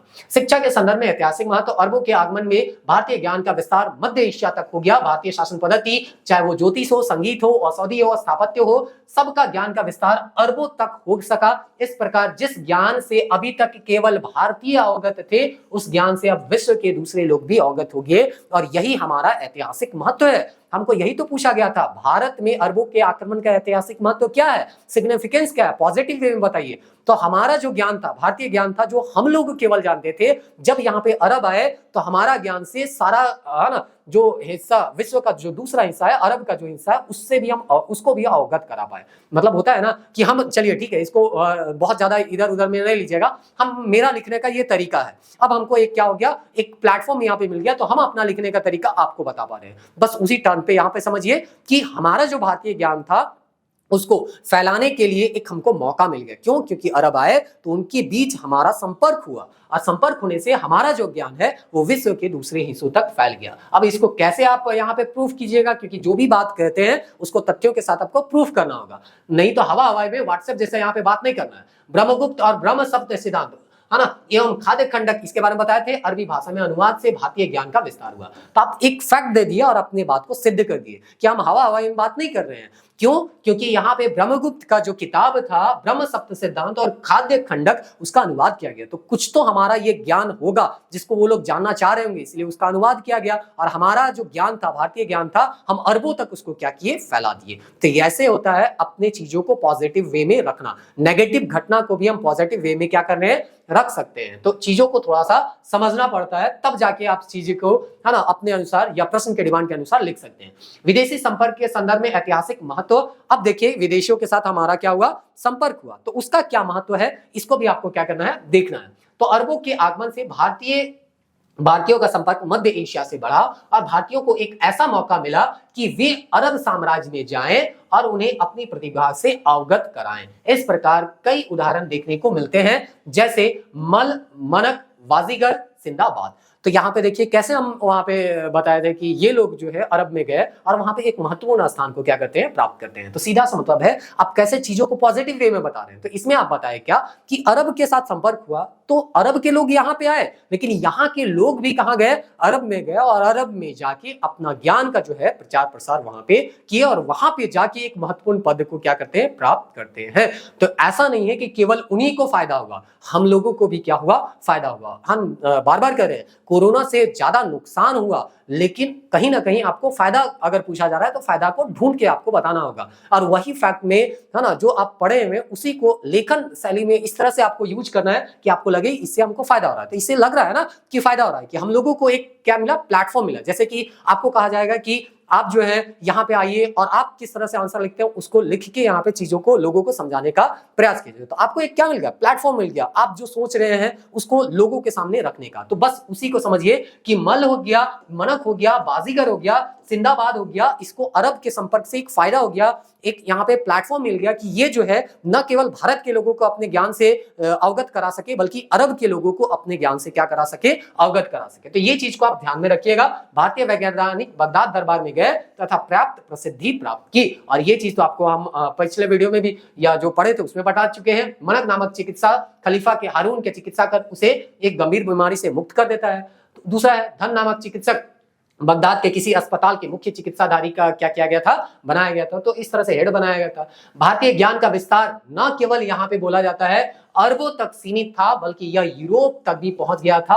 और ये किसके माध्यम से गया था, हम पिछले वीडियो में बताए थे, अरब के माध्यम से गया था। 8वीं 9वीं सदी तक यूरोप के निवासियों को भारत के विषय में जो भी जानकारी थी वो अधिकांशतः अरबों के भारतीय संपर्क से था। तो हम लोग अपना ज्ञान को, भारतीय ज्ञान को यूरोप तक पहुंचा सके, ये हमारा ऐतिहासिक महत्व था अरबों के आगमन का। तो इसीलिए हम बोले थे शुरुआत में, अगर चीजों को सही तरीके से नहीं समझिएगा तो आंसर का डायरेक्शन जो है आपका गलत डायरेक्शन में चला जाएगा। अगर सही समझिएगा तो डायरेक्शन जो है आपका बहुत ही सही तरीके से जाएगा और मार्क्स देखिए आपको बहुत बेहतर मिलेगा। तो इसीलिए यहाँ पे कहा गया है कि अरब के लोग जो भी भारत के बारे में थोड़ा बहुत जानते थे, यूरोप के लोग जो भी थोड़ा बहुत भारत के बारे में जानते थे, वो किसके कारण जानते थे, अरबों के कारण। क्योंकि वो एक तरह से कहिए बफर जोन था, इधर भारत है तो इधर अरब है, इधर भारत है, इधर यूरोप है, तो बीच में कौन है, अरब है। तो भारत के बारे में जो भी जानकारी है अरब जा रहा है, अरब से कहां जाएगा, यूरोप जाएगा। तो इस तरह से यहाँ पे ये सारा चीज यहाँ पे लिखा हुआ। उसके बाद यहाँ पे जब आंसर मेरा कंप्लीट हो गया तो देखिए यहाँ पे सेंस बोर्ड में हम यहाँ पे लिखे हुए विदेशी संपर्क, उसके बाद प्रोफेसर RS शर्मा का कोट या कथन को कोट करते हुए हम निष्कर्ष के तौर पे चीजों को कंक्लूड करेंगे और अपने आंसर को समाप्त करेंगे। तो इस तरह से 1 घंटा का ये वीडियो हो गया, लगभग हमको लगता है 40-45 मिनट से ज्यादा का ये वीडियो हो गया ना, 50 मिनट आसपास हो गया। तो ऐसे भी 35 मिनट में आपको लिखना है, और लिखते समय तो इतना स्पीड से लिखते हैं कि इतना लिखने में अगर 35 मिनट लग रहा है तो समझाने में तो कम से कम 50-55 मिनट का टाइम तो लगेगा। और ऐसे भी 10-12 मिनट तो हम आपको चीजों को कैसे लिखना है वो हम बताएं, डायरेक्ट तो आंसर लिख नहीं रहे थे, है ना। चलिए अब यहाँ पे देखिए, किसी भी समाज में एक नए समाज का प्रवेश खुद को जितना प्रभावित करता है, सामने वाले समाज को भी उतना प्रभावित करता है। ये चीज हम अर्थात दोनों एक दूसरे से प्रभावित होते हैं। तो महत्व के तौर पे जब हम निष्कर्ष लिख रहे हैं तो हम ये चीज आप दिमाग में रख लीजिए, ऐसा नहीं है जो चीज हम मेन बॉडी में लिखे उसी को तोड़ मरोड़ के फिर यहाँ पे हम निष्कर्ष भी लिख दे, ऐसा नहीं करना है। जो उसका कंक्लूजन है, जो निष्कर्ष मतलब ही क्या है, जो आप है ना लिखे हैं मेन बॉडी में, उसका निष्कर्ष क्या निकल रहा है, उसका क्या रिजल्ट आप निकाल सकते हैं, वो चीज को आप लिखने का प्रयास किए। तो यहाँ रिजल्ट क्या होता है कि केवल है ना कोई किसी का कहीं पे आगमन होता है तो केवल वही दूसरे को प्रभावित नहीं करता है, बल्कि हम भी उसको क्या करते हैं, प्रभावित करते हैं। वही चीज को बोलता है, एक दूसरे से हर कोई क्या होता है, प्रभावित होता है। नया समाज जब प्रवेश करता है तब। ये चीज हम अमेरिका का उदाहरण देके भी बताए थे। अगर आप अमेरिका जाते हैं तो अपने कल्चर से अमेरिका के लोगों को भी प्रभावित करते हैं और वहां के कल्चर से अपने आप को भी एक तरह से कहिए प्रभावित, वहां के कल्चर से आप भी प्रभावित होते हैं। अरबों के आक्रमण से जहां सिंध की राजनीतिक कमजोरी को दर्शाया। अब देखिए यहाँ पे हम लास्ट में हम ये भी बता दिए कि राजनीतिक कमजोरी को दर्शाया, वहीं भारतीय के मुख्य भूमि में शासन करने वाले सैनिक शक्ति और राजनीतिक संगठन को भी श्रेष्ठता को भी क्या किया, बताया। तो यहाँ पॉजिटिव चीज में आपको लेना है, लेकिन नेगेटिव थोड़ा सा ये बता देना है। कोरोना आया तो बहुत ज्यादा नुकसान हुआ, लेकिन नुकसान के साथ कुछ हमको पॉजिटिव चीजें भी देखने को मिली। वो उसी के जैसा यहाँ पे हम बताए कि यहाँ पे सिंध विजय में यहाँ जो कमजोरी था उसको तो दर्शाया, लेकिन उसके साथ साथ यहाँ का जो सैनिक शक्ति था और यहाँ जो राजनीतिक संगठन था उसका मजबूती को भी यहाँ पे हम है ना देखने को मिलता है। तो ये था हमारा ऐतिहासिक महत्व अरबों के आक्रमण से, क्योंकि कभी आक्रमण नहीं होता तो हम कैसे जानते कि उस समय कितना मजबूत हम लोगों का सैनिक शक्ति था कि वो जो है मुख्य भूमि में प्रवेश होने उसको नहीं दिए। क्योंकि यदि वे श्रेष्ठ ना होते तो अरब उसी दौरान भारत के मुख्य भूमि पर कब्जा कर लेते। तो ये चीज था हम लोगों का आक्रमण। बोलता है ना कि हम कितना मजबूत है, वो मुश्किल परिस्थिति में ही क्या होता है, पता चलता है। आपके ऊपर अगर आज पाकिस्तान हम लोगों के ऊपर क्या कर देता है, पाकिस्तान आक्रमण कर देता है, अगर हम रोक लिए उनके आक्रमण को या उसके आक्रमण को निष्प्रभाव कर दिए तो हम लोग क्या कहलाएंगे कि हम जो है अपने दुश्मन के ऊपर क्या हो गए, भारी पड़ गए। और हमारा सैनिक संगठन या राजनीतिक संगठन कितना मजबूत है हम दुनिया को क्या कर पाएंगे, दिखा पाएंगे। तो इसीलिए यहाँ पे कहा गया कि कभी कभी क्या होता है ना कि मुश्किल घड़ी में ही इंसान का परख होता है। तो वही चीज यहाँ पे बताया गया है कि भारत में अरबों का जो आगमन है वो एक घटना को बताया है। इस घटना से हमको ये पता चल रहा है कि उस समय राजनीतिक संगठन भले सिंध में कमजोर था लेकिन बाकी हिस्से में बहुत मजबूत था, और इसी के कारण जो है सिंध पे वो लोग आए, अरब के लोग, लेकिन मुख्य भूमि में आ नहीं पाए। इस प्रकार हम प्रोफेसर एस शर्मा के निम्न कथन पर सहमत हो सकते हैं? अरबों में। अब देखिए हम आंसर को कंक्लूड कर रहे हैं किसी के कथन से, और इसी तरह से आपको भी प्रयास करना है। अगर आपको मिल जाए तो ये सब प्रैक्टिस आप करके रखिएगा, तभी होगा। एग्जाम हॉल में चीजें जो है एग्जैक्ट आपको तुरंत याद नहीं आएंगे, लेकिन प्रैक्टिस रहेगा तो हो सकता है आपको, है ना, थोड़ा बहुत याद हो जाए। अरबों ने भारत पर राजनीतिक विजय प्राप्त की और भारत ने उन पर सांस्कृतिक विजय प्राप्त की। तो ये है प्रोफेसर यहाँ पे एस.आर. शर्मा का है कि ठीक है, सिंध पे विजय अरब प्राप्त कर लिए, ये एक बात हो सकता है, लेकिन सिंध पे वो विजय प्राप्त किए, उससे ज्यादा हम लोग जो है या भारतवासी जो है उनके ऊपर सांस्कृतिक विजय प्राप्त कर लिए। क्योंकि अगर कुछ ज्ञान उन लोगों को मिला भारतीय शिक्षा के संदर्भ में, ज्योतिष और विज्ञान के संदर्भ में, तो हम लोग देखते हैं वो लोग भारत से काफी ज्यादा यहाँ पे सीखे। यहां तक कि बौद्ध धर्म का भी हम लोग यहाँ पे चर्चा किए कि बौद्ध धर्म से भी काफी ज्यादा वो लोग क्या करते हैं, सीखते हैं। तो इस तरह से हम लोग ये कंक्लूड किए कि ठीक है, अरब यहाँ पे आए, छोटा सा जीत वो क्या कर लिए, लेकिन सांस्कृतिक दृष्टिकोण से देखा जाए, समाज, शिक्षा, धर्म के दृष्टिकोण से देखा जाए तो ये एक विजय था किसका, तो भारतीयों का। तो इस तरह से आज हम एक आंसर लिए और उस आंसर को आपको बताने का प्रयास किए। उम्मीद करते हैं 54-55 मिनट हो रहा है, आप यहाँ तक देख रहे हैं तो चीजों को थोड़ा बहुत आप समझ पाए होंगे। और प्रयास कीजिएगा आप इस आंसर को जो हम आपको लिख के दिए हैं, भले अगर आपको चाहिए तो आप हमको पर्सनली मैसेज कीजिएगा, ग्रुप में हम ना भी डालें तो आप पर्सनली मैसेज कीजिएगा, हम आपको ये जो है पीडीएफ जो है वो भेज देंगे, वहां पे आप देख लीजिएगा।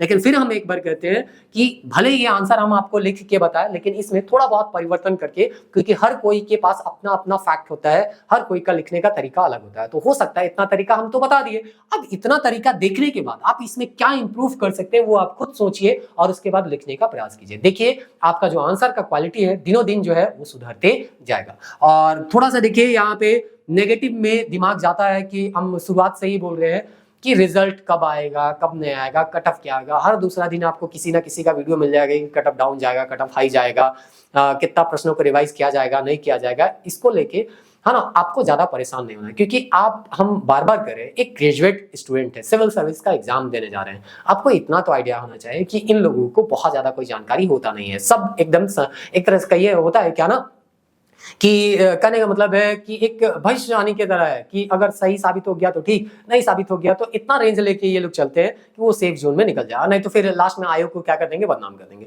तो ऐसा आपको करना नहीं है, कोई फायदा इससे होने वाला है नहीं। कि तो चीजों को भले आप कितना भी नेगेटिव में अभी समय बीत रहा हो, चीजों को पॉजिटिव वे में लिखिए। देखिए अरब आक्रमण जो है भारत के लिए क्या था, नेगेटिव घटना था, उसको हम देख सकते थे, लेकिन अगर पॉजिटिव वे में भी पूछा गया तो हम उसी घटना को पॉजिटिव वे में भी लिख दिए। तो चीजों को थोड़ा सा पॉजिटिव वे में लेके चलने का प्रयास कीजिए, इतना नेगेटिव यहाँ पे आपको होना भी नहीं है। तो मिलते हैं नेक्स्ट वीडियो में, उसमें हम लोग जो है इसका बाद जो है नेक्स्ट जो टॉपिक है उसको हम लोग यहाँ पे क्या करेंगे, कवर करेंगे, और धीरे धीरे जो है हम लोग प्रयास करेंगे उसका भी आंसर राइटिंग करने का, लेकिन इतना डिटेल नहीं जाएगा उसमें, सीधे हम लोग एक प्रश्न लेंगे, उसका आंसर को डिस्कस करेंगे। आज का वीडियो बहुत लंबा हो गया, चीजें बहुत सारा चीज जो है हम इस वीडियो में बताने का प्रयास किए। नेक्स्ट वीडियो जो आंसर राइटिंग होगा उसमें कुछ बहुत चीजें जो है हम आपको बताने का प्रयास करेंगे। तो मिलते हैं नेक्स्ट वीडियो में, तब तक के लिए जय हिंद।